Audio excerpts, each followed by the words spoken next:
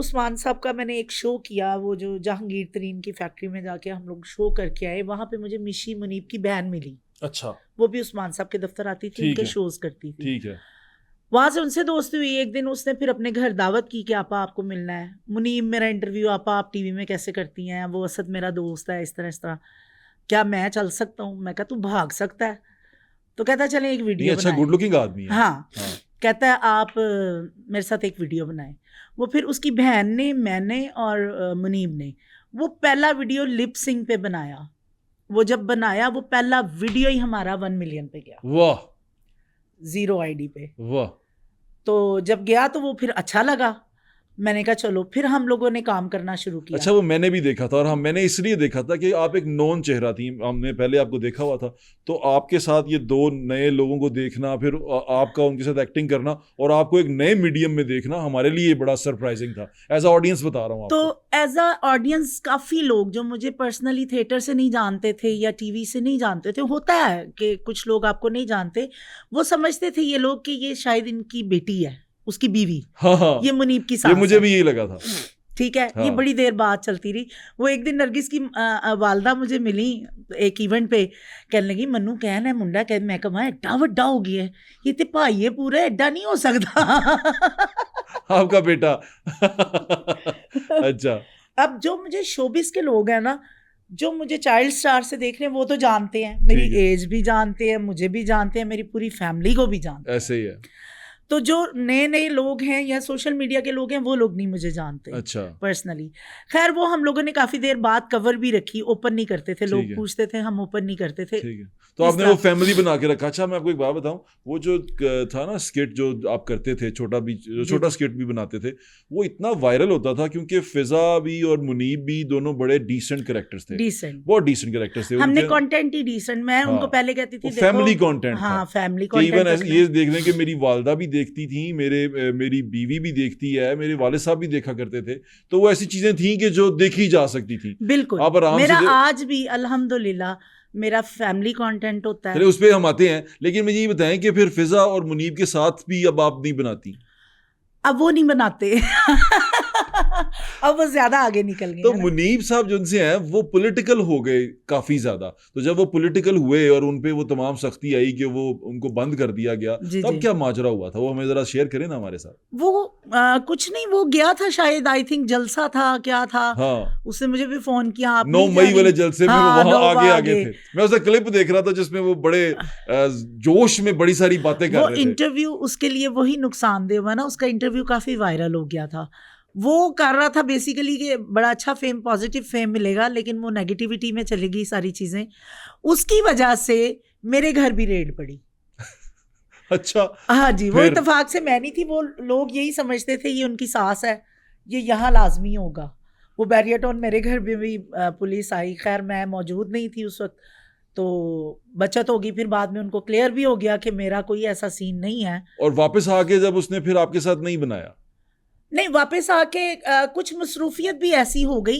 हम लोग जब कभी किसी इवेंट पे मिलें तो ये होता है कि इंशाल्लाह 1-2 दिन में प्लान करते हैं, तो वो क्योंकि आपकी एक वो जो ट्राइका था ना तीनों का, वो बड़ा शानदार था। वो बहुत लोग, सास, बहू, बेटा, 2-3 साल से मेरे ख्याल वो लोग मेरे साथ काम नहीं कर रहे, लेकिन फेम आज भी उनका वही चल रहा है। वही है, वो फैमिली वही है, क्योंकि वो फैमिली हम देखते थे। इसी तरह मुझे याद है कि बुलबुले के बाद अगर कोई इस तरह फैमिली हिट हुई है, बुलबुले बहुत बड़ा ड्रामा जी जी, उसके बाद जो फैमिली हुई है तो वो यही थी, फिजा, मुनीब और आप, कि आप उनकी सास हैं और आप वो कॉमेडी स्किट, बड़ा अच्छा था। तो आपको नहीं उसने इनवाइट किया मुनीब साहब ने कि मेरे साथ चल रहे? वो करता भी तो मैंने नहीं, क्योंकि देखें आर्टिस्ट जो बेसिकली हमें समझाया जाता है ना, आर्टिस्ट एक जो है मतलब फनकार का काम नहीं, सियासत, मजहबी, मैं इन चीज़ों से बहुत अवॉइड करती हूँ। हो सकता है मजहबी बात में किसी चीज़ का नॉलेज मुझे ना हो और मैं गलत कर जाऊँ, ठीक है, किसी की दिल आजारी हो जाए। और पॉलिटिकली भी ऐसा है। मेरा जब काम ही नहीं है पॉलिटिकली, मैं तो लोगों को हंसाती हूँ, मैं कॉमेडियन हूँ। मैंने टिकटॉक पे भी हंसाया, मैंने रुलाया भी, इमोशनल भी बनाए, मैंने अपने काम को तवज्जो। आज भी कोई कंट्रोवर्सी होती है, आप मेरी आईडी उठा के, कोई भी पेज मेरा उठा के देख लें, आपको कहीं मेरी एक्टिंग वाले वीडियो के अलावा कंट्रोवर्सी नहीं नजर आएगी। हाँ, अगर कोई जैसे पिछले दिनों वो एक वाकया हुआ था बहुत बड़ा मोटरवे पे खातून के साथ, उस पे हमने वीडियो बना, मतलब इस तरह का जो है जिससे लोगों को अवेयरनेस मिले। आपने अवेयरनेस के लिए किया। अच्छा, ये हाँ। बताएं कि फिर फिजा मुनीब वाला, ये कब फिजा मुनीब वाले जो आप सारा था उसमें अंदर से आपने अर्निंग की अच्छी? फिजा मुनीब के साथ जब हम लोगों ने स्टार्ट किया था ना, तो हमें किसी को भी अंदाजा नहीं था कि यहाँ से पैसे आते हैं, यहाँ से हम अर्न करेंगे। और कसम वाली बात है, मुझे तो बिल्कुल नहीं था, मुझे तो वीडियो का पकड़ के चलाना नहीं आता था कैमरा। तो मैंने कहना कि मुनीब ये थोड़ा सा कर दो। फिर उसने ना पॉलिसी पढ़नी शुरू की, कहता आपा मैंने इसमें पढ़ा है अगर हम अपनी आवाज़ में बनाएंगे ना तो वो ज़्यादा वायरल जाएंगे। तो मैं कहा एडिट कौन करेगा?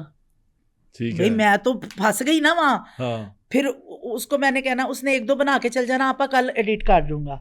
फिर मैंने उसे फ़ोन पे पूछना अब क्या करना है, वो टू कैसे लगानी है, टांग कैसे लगानी है, फिर इसको कट कैसे करना है। वो करते करते ना थोड़ा बहुत मुझे आ गया।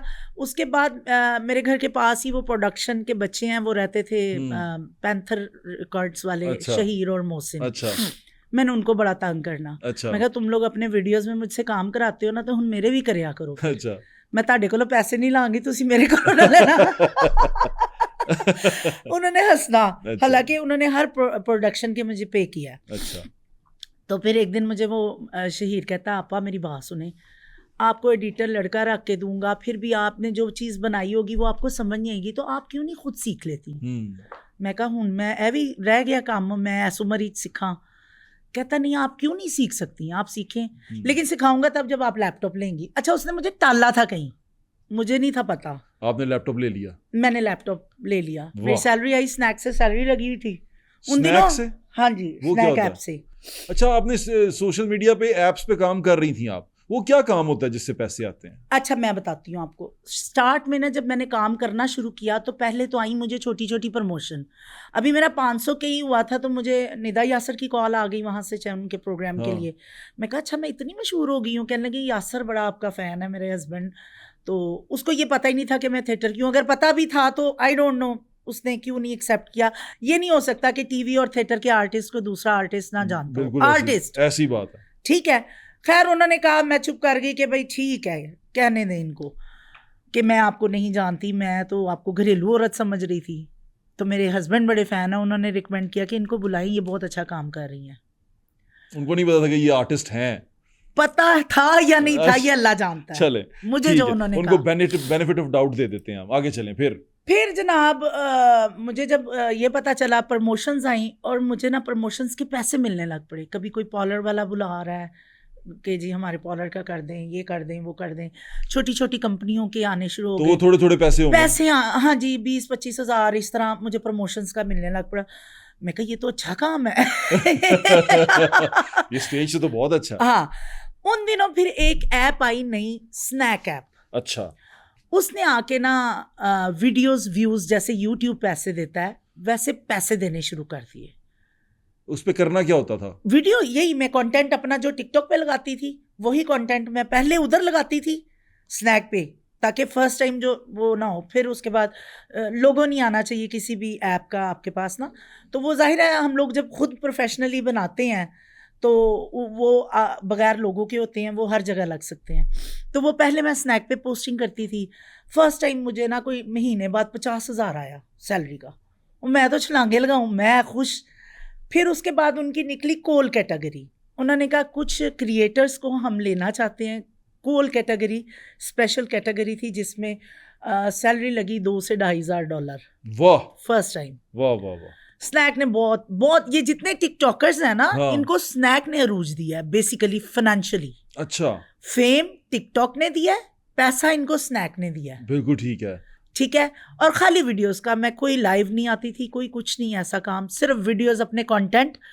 वो भी मेरा एक हमारा हारिस जो है क्रिएटर, उसकी वजह से ना कोई उसकी एजेंसी थी उसकी, और वो स्नैक की खटपट हुई तो इसके क्रिएटर उन्होंने नहीं लिए। अच्छा। वो एक इवेंट हुआ, मुझे इनवाइट किया गया स्नैक की तरफ से, तो मुझे अवार्ड भी आया। तो उन्होंने ना वहाँ पे उनका ऑफिसर था, तो वो कहने लगा कि मैं जी मेरे बच्चे और मैं तो आपका बड़ा फ़ैन हूँ। मैंने कहा अच्छे फ़ैन है, मैं तो हारिस की एजेंसी में रोल गई, मैं कोल कैटेगरी में नहीं गई। उसने कहा अच्छा, आपके साथ आपको तो सबसे पहले होना चाहिए था, आप तो आर्टिस्ट भी हैं, ये कैसे हुआ है? उसने उसी वक्त ऑफिशियली सारा मेरा वर्क करके मुझे कोल कैटेगरी में करवाया। तो फिर मेरी 2 से 2,500 सैलरी लग गई, स्नैक से पैसे आने लग पड़े। हम लोग, मुझे तो बड़ी सेटल्ड हो गई, फिर आप सेटल हो गई, फिर सेटल हो गई, फाइनेंशियली सेटल हो गई, फाइनेंशियली सेटल्ड हुई। मैंने कहा फिर मुझे थिएटर बिल्कुल और नहीं इसी जाना। दौरान ये फिजा मुनीब वाला भी क्लिप उसी पे चल रहे हैं। हाँ, वो सारे हम इकट्ठे काम कर रहे थे। ठीक है। फिजा मुनीब ने पता नहीं किस वजह से कोल कैटेगरी में नहीं गए, लेकिन इनकी सिंपल सैलरी जरूर आती थी। अच्छा, जो कोल में गए ये थे भी स्नैक पे थे, ये भी स्नैक पे थे। वाह वाह, सब मतलब सब, क्योंकि वीडियोस का ही था ना उनसे प्रोजेक्ट ठीक है। हमारा। ये स्नैक वही ना जो येलो कलर का था, येलो कलर का लोगो, हाँ, ठीक येलो है। ब्लैक कलर का ये आता ऐसे ही था। था, ऐसे ही था। इन्होंने बड़ी गिफ्टिंग, बड़ी चीजें हमें भेजते थे प्रमोशंस के लिए। Okay okay. तो वो जब बंद हुई ना, तब ये सारे टिकटॉकर जो है ना थोड़ा सा रुले